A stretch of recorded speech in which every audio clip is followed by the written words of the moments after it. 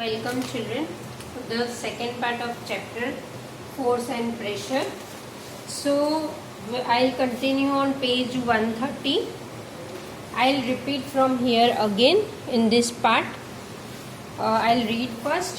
Force applied on an object in the same direction add to one another. Means see, same direction में अगर आप force देते हो, मतलब कोई heavy box है, suppose this is heavy box, okay, you are giving force, forcing it to pull it out, but you are not able to pull it. One of your friend is coming and helping you to pull the box, so you are able to pull it. Means two forces are added.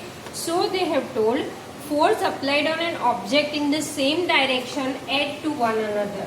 Now recall what happened when you and your friend pushed the heavy box in the same direction in this activity 11.2a. Then you can move the box. If two forces act in the opposite direction of an object, the net acting on it is the difference between the two forces. See, opposite side same force होगा तो net force zero होगा, क्योंकि कहीं से भी वो move नहीं कर सकता. So net force is zero. Opposite side same force, तो net force is zero. Now recall that in tug of war, this I told you as, recall that in tug of war, when two teams pulls equally hard, the rope does not move in any direction. So we learned that a force could be larger or smaller than the other or equal to each other. The strength of a force is usually what? Magnitude. जो भी आप strength मतलब जो भी आप force लगाते हो, भार देते हो, तो जैसे कि देखो ये बुक है, सपोज ये हैवी बॉक्स है, अगर मैं इतना स्ट्रेंथ दूंगी तो मैं इसको नहीं मूव कर सकती. मैं थोड़ा ज्यादा स्ट्रेंथ देती हूँ तो मैं इसको मूव कर सकती हूँ.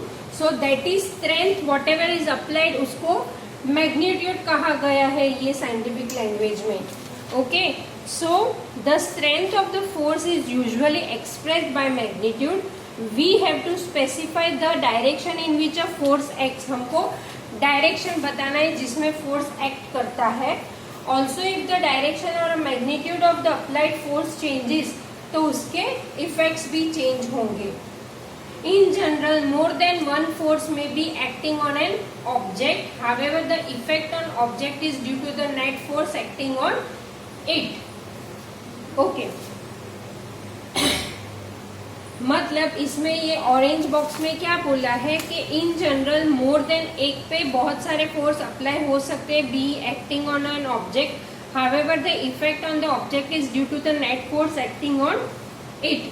Now 11.4 a force can change the state of motion. Force जो है वो स्टेट ऑफ मोशन चेंज कर सकता है. स्टेट ऑफ मोशन में क्या इंक्लूड होगा? उसका शेप, उसकी साइज, वो मैं नीचे कर पाऊंगी तो आपको समझ में आएगा. सी 11.3 एक्टिविटी में क्या है कि एक बॉल, रबर बॉल लिया है, वो जैसे कि ये लेवल, आई लेवल या हैंड लेवल में उसको सामने वॉल है और उसको टैप करते रहो, टैप करते रहो. ओके, मैं यहाँ रीड करती हूँ. Next, place your palm in front of the moving ball. Remove your palm as soon as the moving ball touches it. Does your palm apply the force? हाँ, हमको फोर्स अप्लाई करना पड़ेगा तभी हम बॉल को move कर सकते हैं. What happens to the speed of the ball now? Does it increase or decrease? या increase होती है या decrease होती है? What would happen if you let your palm hold the moving ball? Moving ball stop हो जाएगा अगर हमने पकड़ लिया तो. So here I read, you might recall similar situations. For example, while taking a penalty kick in football. Football में जो penalty kick लेते हैं, the player applies a force in the ball. Before being hit, the ball was at the rest and its speed is 0. अभी rest position क्या है? जैसे stationary objects होते हैं वैसे ही rest position होती है. जैसे कि कभी भी हम जैसे कि बॉल से खेलते हैं तो बॉल पहले नीचे पड़ा होता है, या उसको बैट से या हॉकी से किसी से भी मारना हो तो उससे पहले वो स्टॉप है, तो दैट इज कॉल्ड रेस्ट. और रेस्ट पोजीशन पे ऑलवेज ऑब्जेक्ट की स्पीड क्या रहेगी? 0। क्यों 0? क्योंकि वो मूवेबल नहीं है। The applied force makes the ball move towards the goal. Suppose the goalkeeper dives or jumps up to save the goal. अगर वो डाइव करता है या जंप करता है गोल को सेव करने के लिए, तो उसकी एक्शन से बॉल, मूविंग बॉल या तो स्टॉप हो जाएगा या उसका डायरेक्शन चेंज हो जाएगा। The force applied by him cannot stop or deflect. Deflect means direction changing. Deflect the ball, saving a goal being scored. If the goalkeeper succeed in stopping the ball, its speed decreases to 0. अगर goalkeeper है वो अपना ball stop करने में success रहा तो उसकी speed 0 हो जाएगी। These observations suggest that a force applied on an object may change its speed. इससे पता चलता है कि फोर्स, ऑब्जेक्ट में जो फोर्स अप्लाइड हुआ उससे उसकी स्पीड भी चेंज होती है, डायरेक्शन भी चेंज होता है। So changing speed and changing direction includes is in what? State of motion.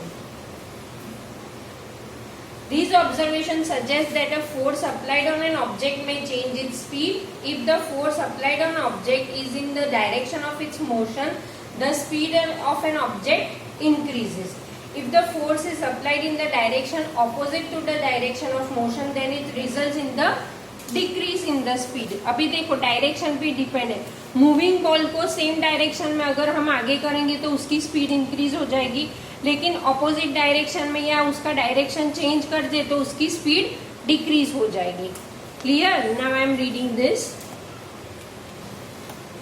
Now I have seen children competing with one another in moving a rubber tire. आप बचपन में आपने खेला होगा या आपके फादर ने खेला होगा ऐसे टायर से। So I have seen children competing with one another in moving a rubber tire or a ring by pushing it.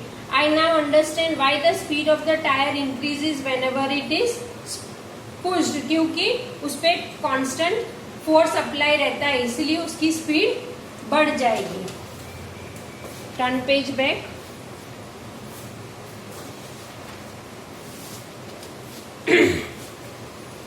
Paheli is curious to know whether application of a force can only change the speed of an object. पहेली को जानना है कि force देने से ही सिर्फ speed of the object होगा। See this is 11.4 activity. You read this, I am reading this. इसमें क्या बताया है कि बॉल को इस तरह से हैंड से टैप करो या स्केल से टैप करो, डायरेक्शन कोई भी हो, अगर हम फोर्स अप्लाई करते हैं then it will go on moving. Now 11.8a, a ball set in motion by pushing it along a level surface and the direction of motion of ball after it strikes the ruler placed in the its path. दोनों में direction different है, लेकिन बताया क्या है कि force apply किया है तो वो हो सकता है ना। Let us consider some more examples. In a game of volleyball, players often push the moving ball to their team mates to make a winning move. Okay, sometimes the ball is returned to the other side of the court by pushing or smashing. दूसरे team के जो होते उसको push करके ले लेते या खींच के। स्मैशिंग मीन्स खींच के ले लेना। In a cricket, a batsman plays his or her shot by applying a force on the ball with her bat. Is there any change in the direction of motion of the ball in these cases? In all these examples, the speed and the direction of the moving ball changes due to the application of force. Can you give a few more examples of this kind? A change in either the speed of an object, मतलब object की speed में अगर कोई change है, direction में change है, तो उसको क्या कहा गया है? State of motion. A change in either the speed of an object or its direction of motion or both, दोनों भी हो सकता है साथ में, is described as a change in its state of motion. Thus, a force may bring a change in the state of motion of an object. Now, what is state of motion? The state of motion of an object is described by its speeds and direction of motion. The state of rest is considered to be the state of zero speed. Rest मतलब रुका हुआ है.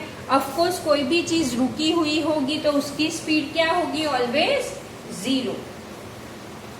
An object may be at rest or in motion. Both are its state of motion. Now, does it mean that the application of a force would always result in the change of? Yes. Force जब भी हम apply करते हैं तो वो state of motion कहलाएगा. या तो उसकी साइज चेंज होगी, या तो उसका डायरेक्शन चेंज होगा, या तो उसकी स्पीड चेंज होगी. An object may be at rest or in motion. Both are its state of motion. Does it mean that the application of a force would always result in the change in the state of motion of an object? Let us find out. Is this common experience that many a time application of force does not result in change? कभी कभी ऐसा होता है कि हम कितना भी force करें लेकिन कोई चेंज नहीं है. फॉर एग्जाम्पल, जैसे ये वॉल है, उसको हम 100% भी मिलके उसको मूव करने की कोशिश करेंगे, then it won't move. Okay. It is common experience that many a time application of force does not result in change in state of motion. For example, a heavy box may not move at all even if you apply the maximum force that you can exert. Again, no effect of force is observed when you try to push the wall. Now, force can change the shape of an object. ये तो हमको पता ही है कि force से object का shape always change होता है. See, here are all examples. When you preparing dough, जब आप dough लोट जो मम्मी रोटी बनाती है उसका जो आटा गूंथती है, that this is sitting on a cushion chair. This is